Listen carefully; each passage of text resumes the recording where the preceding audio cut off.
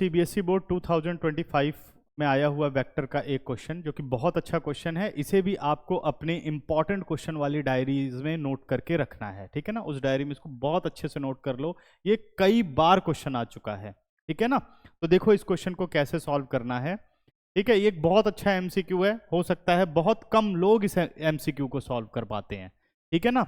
और अगर आपको लगता है कि आप सॉल्व कर सकते हो, ट्राई करना चाहते हो, तो वीडियो को पॉज करो और इसे जरूर एक बार ट्राई करो खुद, ठीक है ना। उसके बाद सॉल्यूशन की तरफ आगे बढ़ो तो आपको अंदाजा लगेगा कि आप वेक्टर में कितना स्ट्रांग हो, ठीक है। तो चलिए सॉल्व करते हैं हम। क्वेश्चन क्या कहता है कि if the sides A B A C of triangle A B C represented by vectors J cap plus K cap and 3i cap minus j cap plus 4k cap respectively, then the length of median through a on BC, ठीक है ना। तो चलो इसको समझते हैं भाई। a से जो मीडियन की लेंथ आ रही है BC पर, उस AD की आपको लेंथ बतानी है। तो ये हमारे पास हो गई ट्राइंगल ABC, बना लेते हैं A, B और C, ठीक है ना। और हमें साइड AB और साइड AC के बारे में दिया गया है। तो साइड AB यानी वेक्टर AB हमें कह रहा है कि भाई J cap plus K cap, और वेक्टर AC हमें कह रहा है कि 3i cap minus J cap और प्लस 4k कैप, ठीक है। अब यहां पर है बेटा मीडियन AD, मीडियन AD की बात कर लेते हैं।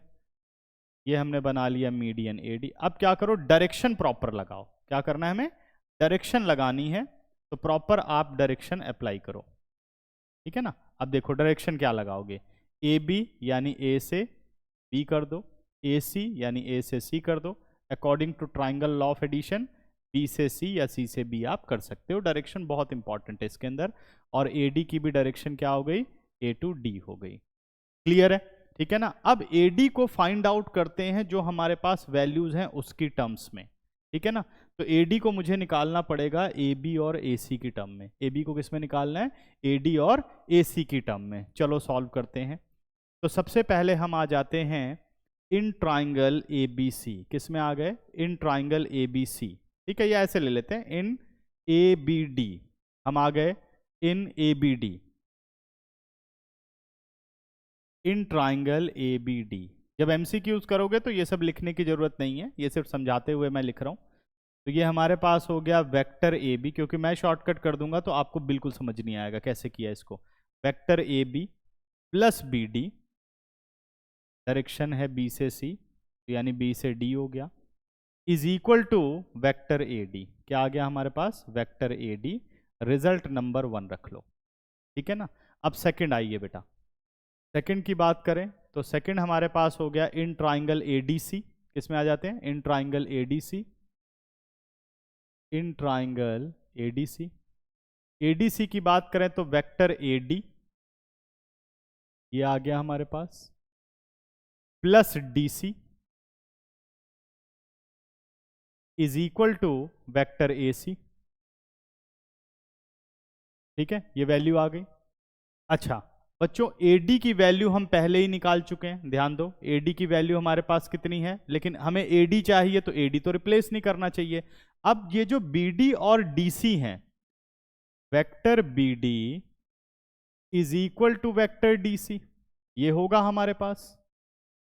ऐसा क्यों, because D is mid point, because D is mid point और डायरेक्शन भी सेम है, यानी BD और DC, और D मिड पॉइंट है यानी मैग्नीट्यूड भी सेम है। तो यानी ये दोनों वेक्टर क्या हो सकते हैं, ये दोनों वेक्टर क्या हैं, इक्वल वेक्टर्स हैं।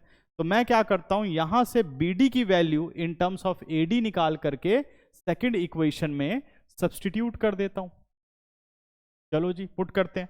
हमारे पास आ गया vector AD as it is, plus DC की जगह आप क्या लिख सकते हो, BD। BD की वैल्यू लिख लो, BD की वैल्यू हो गई vector AD minus vector AB। जरा एक बार ध्यान से देख लो बच्चों, ये हो गया वेक्टर AC। देखो जरा ध्यान से, मैंने यहाँ से बी डी की वैल्यू निकाल ली, A D minus A B, और वो लग जाके मैंने वहाँ पे सब्स्टिट्यूट कर दिया, ठीक है ना। वेक्टर ए डी और ए डी अपने पास हो गया twice of vector A D, और ए बी को हम लेके चले गए राइट पर, ए सी प्लस ए बी, ठीक है। तो vector A D is equal to what, vector A D is equal to vector A C plus vector A B divided by 2, ठीक है, A C plus A B divided by 2, ठीक। अब A B plus ए सी को add कर लेते हैं, पूरा का पूरा देखो ए डी ए बी और ए सी की फॉर्म में आ गया, ऐड करते हैं। आई कैप और आई कैप है नहीं यहां पर ए बी में, तो हमारे पास आ गया 3 आई कैप प्लस जे कैप माइनस जे कैप 0 हो गया, ये आ गया बच्चों प्लस 5 के कैप डिवाइडेड बाई 2, इधर आ गया हमारे पास 3/2 आई कैप प्लस 5/2 के कैप, ये आ गया वेक्टर ए डी, ठीक है। अब मुझे इसका मैग्नीट्यूड निकालना है, वेक्टर ए डी का हम निकाल लेते हैं मैग्नीट्यूड, ठीक है, तो वो मैं यहां कर देता हूं।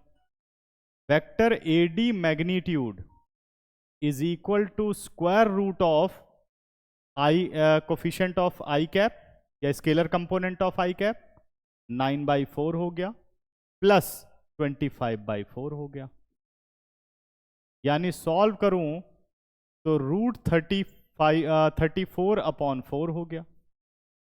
34 को रूट के अंदर ही रखते हैं और 4 का रूट हमारे पास 2 आ गया, तो फाइनल आंसर क्या आ गया, रूट 34/2, ठीक है ना। तो मुझे लगता है कि मैं इस क्वेश्चन को आपको ढंग से समझा पाया हूं। अगर मेरे से पहले आपने ये क्वेश्चन कर लिया है तो कमेंट में जरूर लिखें, ठीक है। Thank you.